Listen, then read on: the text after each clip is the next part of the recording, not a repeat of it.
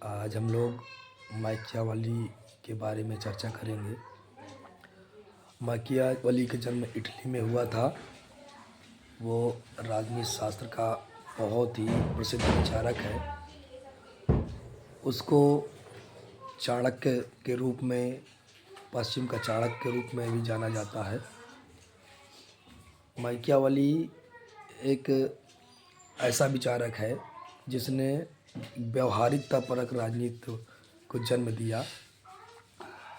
उसकी प्रमुख रचनाएं हैं the Prince, the discourses, art of war. अपनी रचनाओं में वो लिखता है कि राजा को शेर की तरह बहादुर, लोमड़ी की तरह चालाक होना चाहिए। उसको अपने अंदर पराक्रम भी रखना चाहिए, अपने अंदर धूर्तता भी रखना चाहिए और जिस प्रकार से हो सके उस प्रकार से राज्य को नियंत्रण करना चाहिए। उसने सबसे पहले ये कहा था कि व्यक्ति को संपत्ति बहुत प्रिय होती है। वह संपत्ति के लिए कुछ भी कर सकता है। मनुष्य के स्वभाव के बारे में उसने बताया था कि मनुष्य स्वभाव से स्वार्थी, धूर्त तथा डरपोक है और उसी स्वभाव के अनुसार वह कार्य करता रहता है।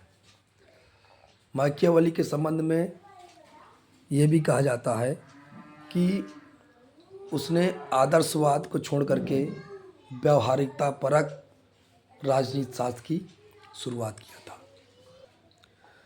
माकियावेली की पुस्तक प्रिंस की तुलना चाणक्य की पुस्तक अर्थशास्त्र से की जाती है।